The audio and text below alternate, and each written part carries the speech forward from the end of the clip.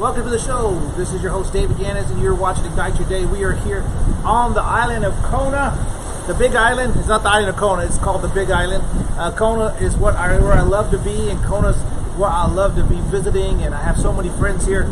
God started this work, I would say, probably 35 years ago when I was in the Navy. I'm telling you, I would have been 14.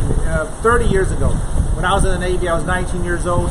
One of my first port visits to come to outside of being in Canada was on the west coast here, and that is in Hawaii. I went to Honolulu, and when I went to Honolulu, I was not sure what to do. Everybody else was out there clubbing and doing crazy things, but I was here just believing God for amazing things to happen, knowing God was gonna use me in some way. I don't know. I was in faith and I was on fire, and I just trusted God to do the things that God would do, and I just believed God was going to make some amazing things happen.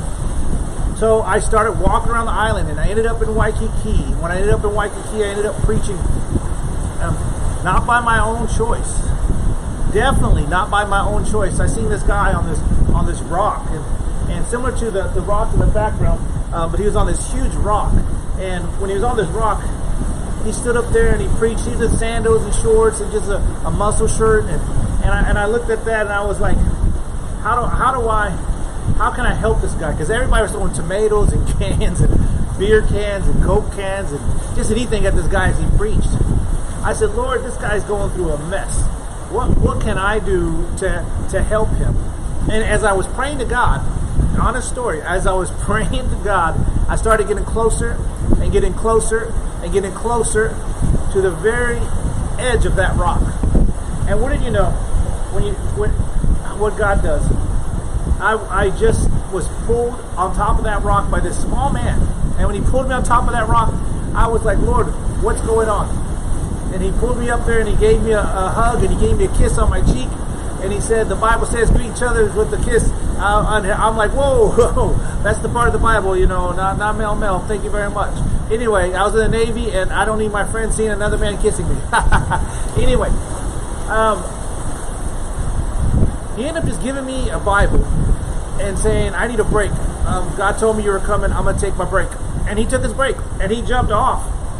And he went into the crowd somewhere, and guess what? The tomatoes and the cans, everything else was coming at me. And I'm like, Lord, what do I do? And God said, preach. So I started in Psalms, the part that says, oh, my foot is upon a rock. And I started preaching on that, and I started believing on that. And I want to tell you what, my friends, everyone that is watching from around the world, God started that day an evangelist. Right there, I was just baptized into evangelism.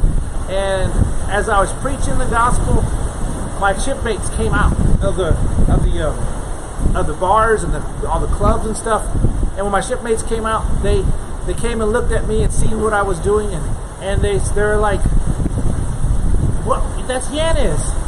And they ran over there, and the people throwing stuff at me started to get some pushback by my shipmates.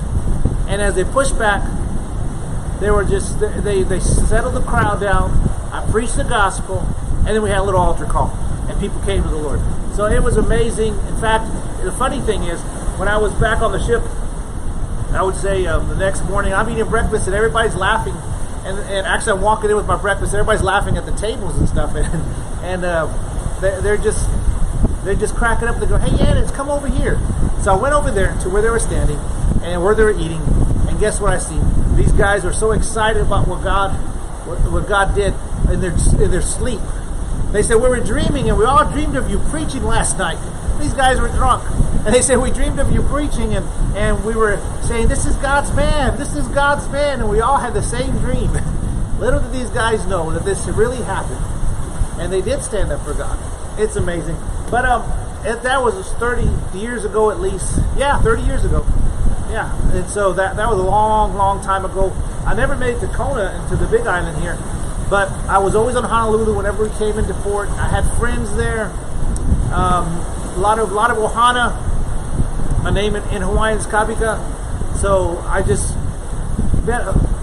fell in love with the island. I fell in love with plate lunches. And it's just, if you haven't been to Hawaii, you won't know what I'm talking about, but it's some good food. If you ever come out, get a plate lunch. But I came to the island this right now, this month, because I had two of my friends had passed.